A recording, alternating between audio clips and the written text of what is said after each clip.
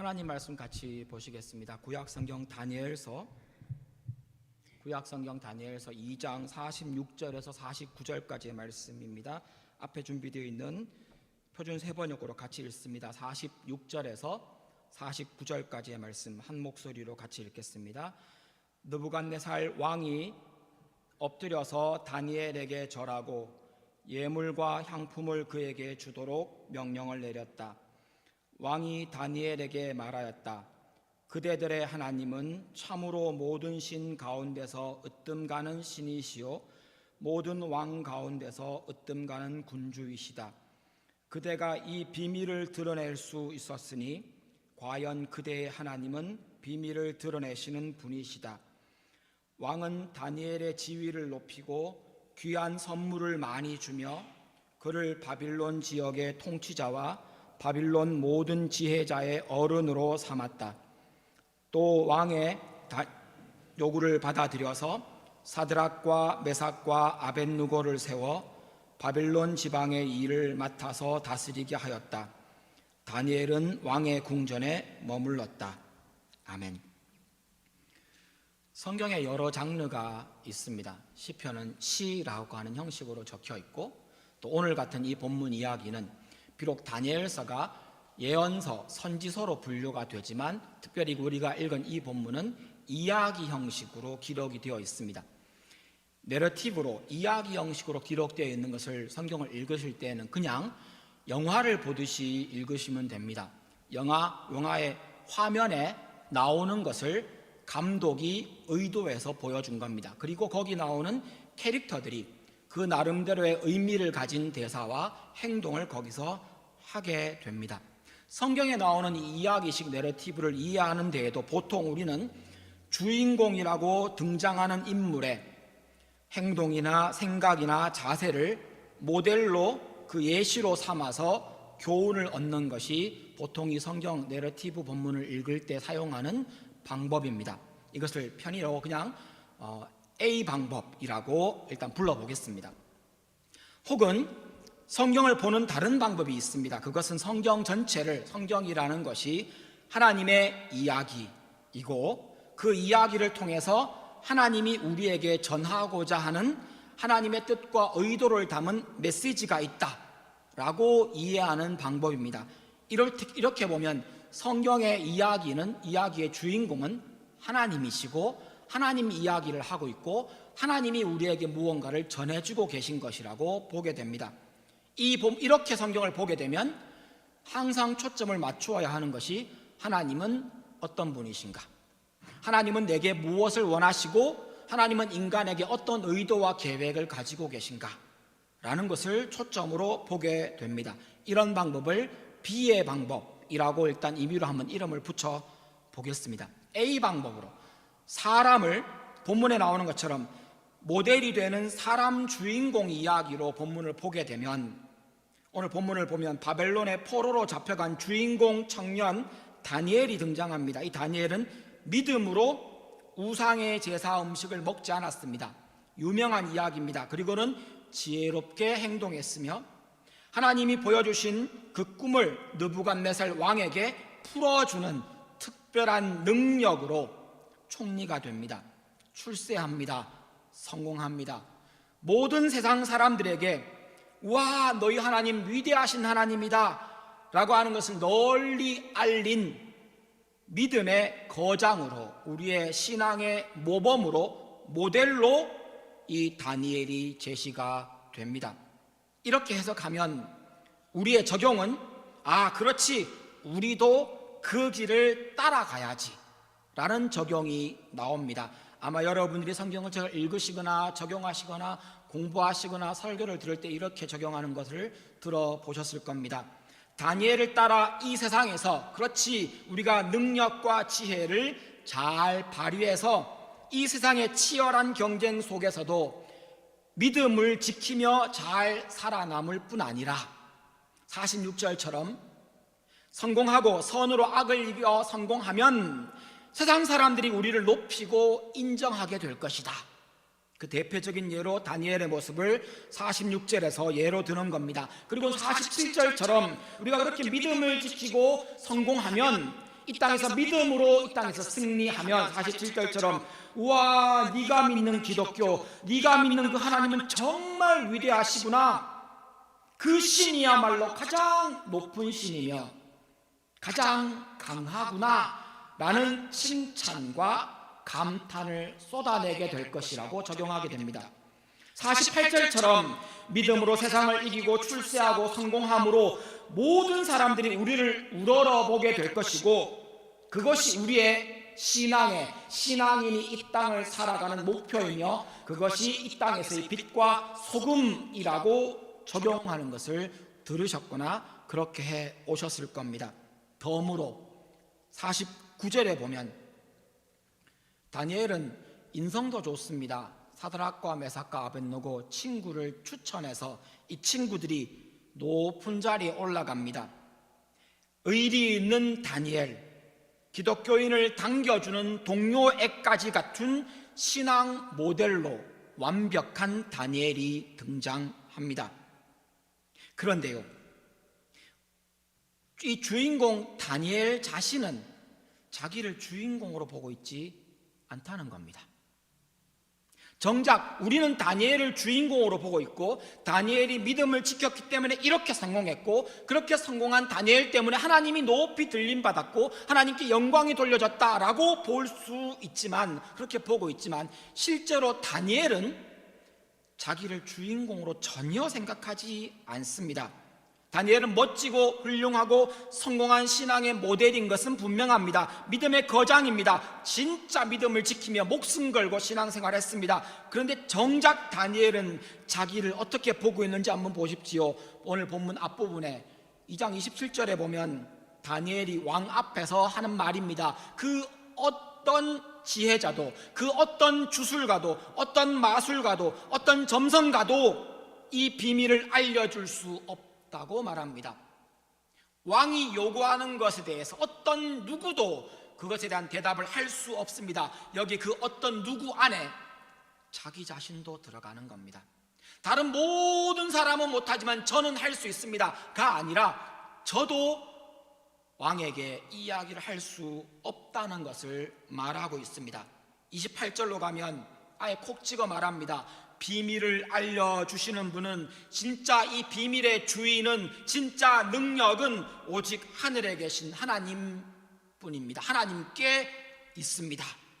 이걸 다니엘의 겸손이라고 말하기보다 오히려 사실은 다니엘의 신앙 고백에 가깝습니다. 나는 못합니다. 나도 할 수 없습니다. 인간 누구도 할 수 없습니다. 하나님만 하실 수 있습니다. 그리고 이어지는 29절에 보면 그 비밀을 알려주시는 분이 하나님이라고 다시 콕 찍어서 반복하여 강조합니다. 다니엘은 자기를 주인공이나 자기를 능력 있는 사람으로 여기고 있지 않습니다. 30절에 보니까 이제 자기 자신을 콕 찍어서 말합니다. 혹시라도 나를 능력 있는 사람으로 볼까봐 방어하듯이 말합니다. 제가 다른 사람보다 더 지혜가 있기 때문이 아니랍니다. 그리고는 이 이야기를 오늘 쭉 하고 난 다음에, 꿈에 대한 환상에 대한 해석을 하고 난 다음에 우리가 읽은 본문 그 앞절 45절에 보면 이 모든 것을 보여주신 하나님이 이대로 이루실 것이라고 못 박습니다. 다니엘이 몇 번이고 강조하는 말은 저는 아닙니다. 저는 주인공이 아닙니다. 입니다. 나는 주인공이 아니라, 굳이 표현하자면 주인공을 더 빛내기 위해 조연인데, 아니 이름도 없는 엑스트라입니다. 저는 영화로 표현하자면 주인공이 앞에서 칼 하나 들고 많은 적군을 한 번에 다 쓰러뜨리고 있을 때 나는 저쪽 끝에서 주인공을 돕기 위해서 왔지만 사실은 아무것도 못하고 뒤에서 쓰러지는 엑스트라 113번입니다. 이런 이야기를 다니엘이 하고 있는 겁니다. 아이러니하게도 우리는 다니엘을 주인공으로 보려고 하지만 다니엘은 자기가 주인공이 아니라고 말하고 있는 겁니다. 이와 달리 비의 방법, 성경의 이야기는 하나님이 우리에게 주시는 하나님의 이야기라고 보면 본문이 다르게 보입니다. 이 일을 시작하신 것이 하나님입니다. 어떤 일요? 느부갓네살에게 어떤 일을 보여주신 것뿐 아니라 사실은 세상의 모든 일을 하나님이 시작하셨습니다. 그리고는 느부갓네살에게 보이신 것도 하나님이십니다. 느부갓네살이 환상의 의미를 몰라 번민할 때 다니엘을 통해 그 뜻을 알려주신 것도 하나님이십니다. 그리고 그 보여주신 대로 이후에 사실은 역사에 거의 600년 동안 이 느부갓네살 왕이 보았던 역사는 그대로 이루어집니다. 신상에서 각 부분을 이루었던 것이 나라를 상징하는 것이었고 그것은 이후 600년 동안 사실은 그대로 이루어집니다. 하나님이 주인공이십니다. 다니엘은 그때 거기 있었고 하나님은 그를 통해 설명한 것뿐입니다.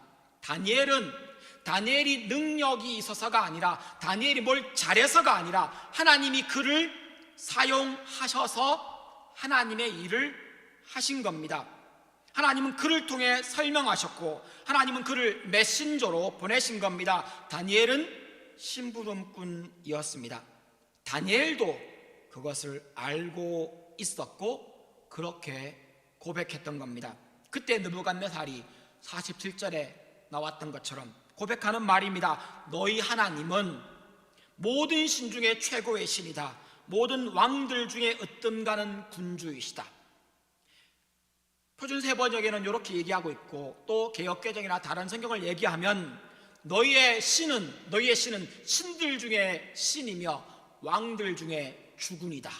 이렇게 표현합니다. 신들 중에 신, 왕들 중에 왕, 왕들 중에 주. 이 대단한 고백은 하나님에 대한 신앙 고백이 아니라 사실은 감탄과 두려움에 가까운 고백입니다. 왜냐하면 느부갓네살이 이렇게 멋진 말을 해놓고 난 다음에 하나님을 믿었다든지 여호와를 믿는 주의 백성이 되었다든지 이러면 그 고백이 맞다라고 말하겠지만 아니요, 이후에 느부갓네살은 엉뚱한 짓 계속하며 자기 신을 계속 섬기며 심지어는 자기를 신이라고 섬기라고 우기기까지 했던 사람입니다. 그래서 이 고백은 하나님에 대한 그냥 감탄과 놀라움, 두려움 정도라고 이해할 수 있을 겁니다. 다른 말로 표현하면 다니엘이 믿음을 지켜서 세상 사람들이 느부갓네살이 감탄하고 그래서 하나님 앞에 영광을 막 돌리면서 와 나도 하나님 믿어야지 라고 하지 않았다는 겁니다. 지금도 그렇습니다. 여러분이 열심히 공부하시고 열심히 일하시고 신앙 지켜서 이 땅에서 믿음으로 생존하고 선으로 악을 이기고 여러분이 이 세상에 우뚝 서는 사람이 되어도 그것으로 사람들은 예수를 믿지 않습니다. 오해하시면 안 됩니다. 내가 성공했습니다. 내가 대단한 일을 했습니다. 내가 하나님 앞에 신앙을 지켰습니다. 그것으로 사람들이 예수 믿지 않는다고요. 예수는 오직 예수 복음으로만 믿습니다. 이 부분에서 헷갈리시면 안 됩니다. 어디를 향해 가야 하며 우리에게 우선순위가 무엇이며 하나님이 우리에게 주시는 메시지가 무엇인지를 보셔야 합니다. 신들의 신, 왕들의 주라는 고백은 느부갓네살 같은 세상 사람들에게는 대단한 말입니다. 엄청난 말입니다. 심지어는 우리도 그런 고백을 할 때가 있습니다. 하나님이 왕이십니다. 하나님이 최고이십니다. 그런데 다니엘이나 우리 같은 신앙인 하나님 백성에게는 이보다 조금 더 높은 사실은 본질적인 고백이 필요합니다. 이에 대해서 사도 바울이 우리에게 말해줍니다. 고린도전서 8장 4절입니다. 그런데 우상에게 바친 고기를 먹는 일을 두고 말하면 지금 이 배경 이야기입니다. 사람들이 우상에게 제사 지낸 음식을 먹느냐 마느냐 때문에 고린도 교회에서 분쟁이 있었습니다. 그것을 설명하기로 우리가 알기로는 이라고 말하면서 우리 신앙인들이 생각하는 하나님에 대한 이야기를 쭉 설명합니다. 거기 밑줄 그어져 있는 색깔 다른 빨간색으로 되어 있는 부분을 같이 읽어보겠습니다. 세상에 우상이란 것은 아무것도 아니고 오직 하나님 한 분밖에는 신이 없습니다. 우리는 이렇게 고백하는 겁니다. 하나님이 많은 신들 중에 최고의 신이시고 많은 왕들 중에 최고 왕입니다. 이 고백이 대단히 하나님을 높이는 것 같지만 사실은 예수 안 믿는 사람들이 하나님을 보면서 할 수 있는 최고의 감탄이겠지만, 물론 이 고백은 시편에도 나옵니다. 그럼에도 불구하고 우리가 가져야 되는 고백은 고린도전서에 나오는 것처럼 세상의 우상이라는 것은 아무것도 아닙니다. nothing입니다. 하나님 앞에서 그것들은 모두 아무것도 아닙니다. 그냥 신 아닙니다. 하나님 밖에는 없습니다. 그게 우리의 고백입니다. 이어지는 5절 말씀입니다. 남들은, 사도 바울이 말합니다, 남들은 신도 많고 주도 많다고 하고, 이른바 신이라는 것들이 하늘에도 있고 땅에도 있고 물에도 있고 물질에도 있고 물건에도 있고 마음에도 있고 공중에도 있고 온 세상이 신으로 가득 차 있습니다. 어느 나라 어느 민족에게나 그런 토속적인 신앙과 종교는 항상 존재해 왔습니다. 그렇게 많은 신들이 있다고 말하지만 우리는 그 신들 중에 여호와 하나님이라고 말하지 않습니다. 우리는 미안하게도 6절에 말하는 것처럼 우리에게는 아버지가 되시는 하나님 한 분이 계실 뿐입니다. 이 다른 종교, 소위 다른 종교에 계신 분들이 이 말을 참 싫어할지 모르겠습니다. 아니, 싫어합니다. 근데 우리는 이렇게 믿습니다. 하나님 아버지 이외에는 없습니다. 여러분, 없습니다. 만물이 그분에게서 생겼고 우리는 그분을 위해서 있습니다. 하나님이 우리를 그렇게 만드셨고 하나님이 그래서 우리를 구원하셨고 하나님이 그래서 우리를 위해 십자가에 피 흘려 우리를 구원하여 하나님 백성 삼으시고 자녀 삼으신 겁니다. 또한 한 분 주님이신 예수 그리스도가 계시니 만물이 그로 말미암아 있고 우리도 그로 말미암아 있습니다. 우리는 이렇게 고백하고 이렇게 믿는 사람들입니다. 다니엘도 하나님 외에는 다른 신이 없다는 것을 알고 그렇게 믿는 사람이었습니다. 그러니까 겁도 없이 음식 먹는 거 가지고 목숨 걸지요. 만약에 하나님 이외에 다른 신이 있었다고 얘기한다면, 하나님 힘에 한 10분의 1쯤 되는 신이 있다고 생각했다면 다니엘은 그렇게 못했을 겁니다. 감히 그 신에게 제사했던 음식을 거부하다니요. 감히 신으로 간주되던 왕 앞에서 하나님을 이야기하다니요. 사드락과 메삭과 아벳느고가 신이라고 불리우는 그 왕의 신상 앞에 절하지 않고 뻣뻣하게 그 수천 명 앞에서 고개를 들고 서 있다니요. 그럴 수 없습니다. 하나님의 능력에 100분의 1의 능력을 가진 신이 있다 할지라도 그들은 그렇게 못했을 겁니다. 그들에게 다른 신은 없었던 겁니다. 세상 안에서 하나님의 백성으로 살아가는 우리가 다니엘에게 배워야 하는 점이 있다면 저는 이 점이라고 생각합니다. 내가 믿는 바를 굳이 논쟁거리로 삼지 않습니다. 복음을 전한다는 것이 논쟁이 아닙니다. 여러분, 성경 이야기를 두고 믿지 않는 잘 신앙이 어린 사람들과 논쟁해 보셨습니까? 그 논쟁으로 그를 예수 믿는 사람으로 만들 수 있었습니까? 제가 어릴 적에 참 많이 했던 방법이지만 정말 죄송하고 안타깝게도 단 한 명도 그 방법으로 주께로 인도하지 못했습니다. 심지어 인터넷에서 예전에 그 외 모뎀 써서 삐삐삐삐삐삐삐 하는 거 있지 않습니까? 그때부터 온갖 논쟁에 인터넷에서 며칠 몇 날을 새면서 참여해 보았지만 아니요, 아무런 소득이 없었습니다. 사도행전에 보면 사도 바울이 가장 논쟁적으로 복음을 전했던 적이 있습니다. 복음을 전한다기보다 철학의 논리를 가지고 접근했던 한 도시가 있었습니다. 우리가 알고 있는 성경으로는 아덴이라고 적혀 있고 우리가 알고 있는 아테네입니다. 거기에 수많은 철학들이 있는 그곳에서 사도 바울이 다른 때와는 다르게 철학을 이야기합니다. 여러분 잘 아시는 그 유명한 철학가들이 있던 그 도시입니다. 그런데 그 도시에 그렇게 철학적으로 논쟁했을 때 사도 바울은 거기에서 예수 믿는 사람을 찾지 못했다는 겁니다. 복음은 논쟁이 아닙니다. 오히려 복음은 내가 어떻게 살아가는 거의 문제를 이야기합니다. 이것이 우리의 방법입니다. 우리가 하나님 말씀에 순종하고 내가 그 말씀 앞에 나를 비추어 정직하게 서서 그 말씀을 대로 살아가는 순종, 그때 하나님이 일하십니다. 내가 일하는 게 아니고요, 내가 복음을 전하는 것이 아니고요, 내가 하나님 앞에 영광을 드러내는 것이 아니고요, 하나님이 나를 통해 일하시도록 나는 그 말씀 앞에 나를 순종하여 그 말씀 앞에 하루하루를 살아가는 것, 그때 하나님이 일하십니다. 내가 아닙니다. 하나님이 일하십니다. 세상의 종교는 사람이 의도와 계획을 가지고 내 욕망을 가지고 애쓰고 힘쓰며 신을 찾아갑니다. 이것이 종교입니다. 내 욕망을 이루기 위해. 세상 종교는 대부분 이런 형태입니다. 내 욕망, 내 바람을 이루기 위해서, 그것을 성취하기 위해서, 성공하기 위해서, 돈 많이 벌기 위해서, 진급하기 위해서, 많은 것을 얻기 위해서, 누군가의 마음을 바꾸기 위해서, 그걸 위해서 신의 능력을 빌리려는 것, 아니 정확하게 신의 능력을 이용하려고 신을 찾아갑니다. 그러기 위해, 그렇게 하려면 필연적으로 해야 하는 행동이 신을 달래야 합니다. 그렇게라도 받아내야지요.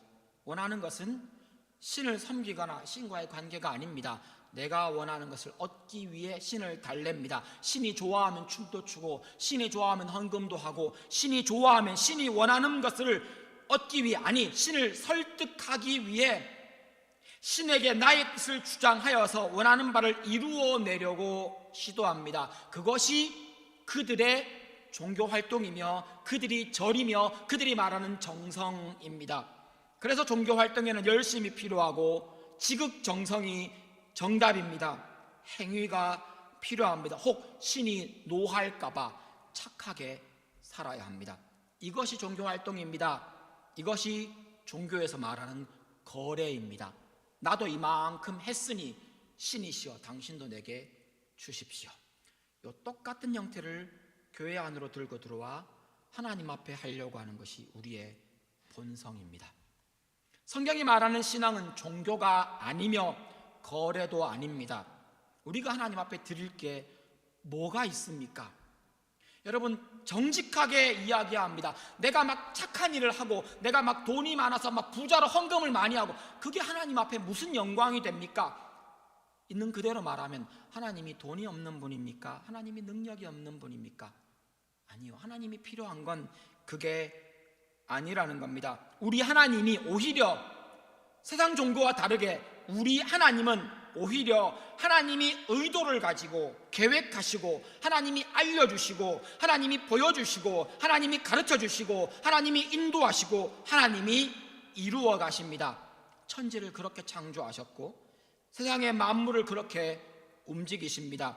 우리가 하나님을 찾기도 전에, 아니 우리가 하나님이 계신지도 모르고 살아갈 때, 아니 우리가 태어나기도 전에 하나님은 우리를 위한 계획을 세우셨고 그 놀라운 은혜의 계획을 예언과 성경을 통해 가르쳐 주셨고 약속해 주셨고, 그리고는 예수 그리스도를 통해 성취해 주셨습니다. 하나님이 하신 겁니다. 우리가 하나님을 종교의 모양으로 대할 때에도 내 마음의 의도를 가지고 욕심을 가지고 내 바람을 들고 하나님 앞에 가서 어떻게든 하나님의 마음을 바꾸고 어떻게든 하나님을 설득하고 하나님한테 잘 보여서 무엇을 받아내려고 하는 그 마음으로 하나님 앞에 갈 때에도 우리는 보통 그렇게 신앙생활을 합니다. 저도 여러분도 말입니다. 그럴 때에도 하나님은 우리와의 관계를 요구하십니다. 하나님이 원하시는 것은 관계입니다. 왜 하나님이 너도 알고 나도 아는 행위가 아니라 너도 할 수 있고 나도 할 수 있고 금방 평가하기도 좋고 눈에도 잘 띄고 내가 했는지 안 했는지도 분명하게 드러나는 자랑도 좀 할 수 있고 다른 사람이 보기에도 좀 괜찮아 보이는 모범도 잘 되는 모델로도 삼을 수 있는 그 행위와 행동이 아니라 왜 눈에 보이지도 않고 측정하기도 힘든 믿음을 요구하시냐는 겁니다. 하나님은 우리에게 관계를 원하시기 때문입니다. 믿음이라는 말 자체가 여러분 관계 용어입니다. 두 인격적인 관계의 사이, 그 관계를 설명할 때 사용하는 용어가 믿음, 사랑, 이런 거 아닙니까? 하나님이 우리에게 무엇을 원하시는 겁니까?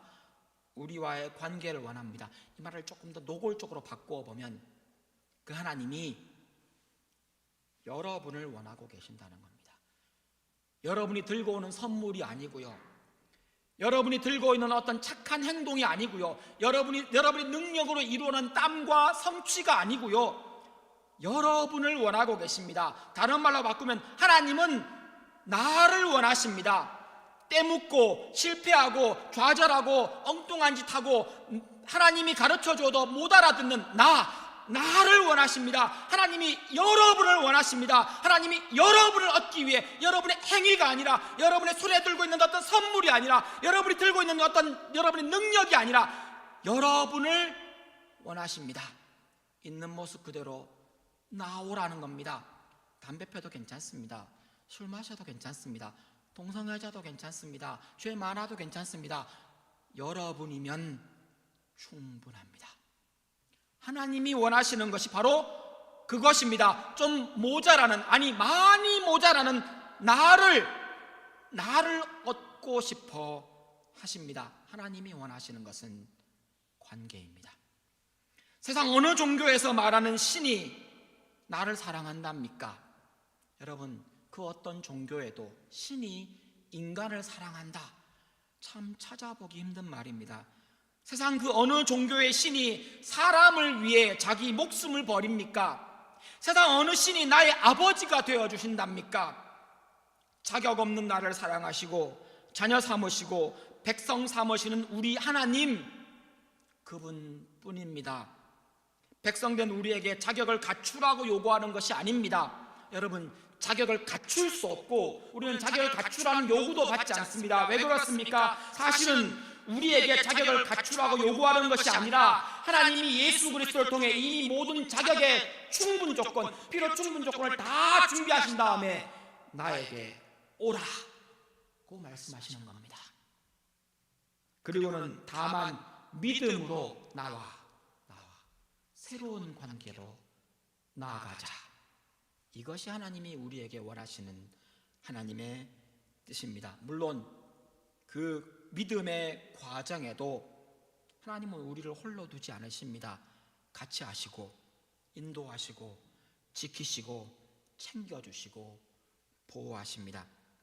우리는 욕망을 채우기 위해 신을 찾는 인간이지만 하나님은 그런 우리에게 내가 욕망하는 것보다 더 좋은 것을 준비하셨습니다. 물론 어린아이가 계속 단 것을, 사탕을 원할 때에 부모는 때로는 먹으라고 얘기합니다. 그러나 아이의 영양을 생각해서 더 좋은 것을 억지로라도, 혹은 그것 먹지 않으면 사탕 먹지 못하도록 이야기할 때가 있지 않습니까? 하나님이 우리에게 말씀하시는 것이 그것입니다. 내가 상상하는 것보다 더 큰 것을 주시려고 준비하셨습니다. 그리고 우리를 다듬으시고 빚으시고 깎으실 겁니다. 이 부분이 우리가 싫어하는 겁니다. 왜요? 아프거든요. 어려움을 만나면 속상합니다. 하나님 어떻게 나한테 이러실 수 있습니까? 하고 하나님 앞에 원망하는 순간이 이 순간입니다. 그런데 하나님은 그 순간에도 우리를 놓으신 것이 아니라, 우리를 방치하신 것이 아니라 그 광야 같은, 그 사막 같은, 그 사망의 음침한 골짜기 같은 곳을 지나가야 하는 우리 인생길에 우리를 홀로 두지 않으시고 우리 곁에 서 계시며 우리에게 가르치시고 우리와 함께 하시며 우리의 마음을 붙들어 주시고 때로는 우리의 모난 부분을 깎으시고 우리를 다듬으셔서 우리를 인도하고 계신 겁니다. 2023년을 한번 생각해 보십시오. 하나님은 여러분을 그렇게 인도하셨던 겁니다. 2023년 여러분이 힘드셨습니까? 하나님이 그 순간 여러분과 함께 하셨습니다. 더불어서 하나님이 여러분을 그 순간 깎고 빚고 계셨습니다. 외로우셨습니까? 우울하셨습니까? 힘드셨습니까? 하나님이 원망스러우셨습니까? 바로 그때 하나님이 여러분 곁에서 그 일을 하나님이 하고 계셨던 겁니다. 우리의 인생의 깊은 사망의 음침한 골짜기를 지나갈 때에도, 기단임의 광야를 한동안 한참을 걸어도 끝이 보이지 않던 그 기다림의 광야를 홀로 걸어갈 때에도 그 모든 것을 지나 여기까지 인도하신 분이 하나님이십니다. 우리의 인생을 그렇게 인도하셨고 2023년을 그렇게 인도하셔서 여기까지 온 겁니다. 올 한 해 여러분이 어떤 일을 겪으셨는지, 과거에 어떤 일을 겪으셨는지 한번 되짚어 보십시오. 그때 그 순간에 하나님이 여러분 곁에 계셨습니다. 그래서 감사할 이유가 있는 겁니다. 그리고는 그 하나님이, 다른 신들과는 비교할 수 없는 유일하신 그 하나님이 여러분의 2024년을 그렇게 인도하실 겁니다. 이것이 우리의 소망입니다.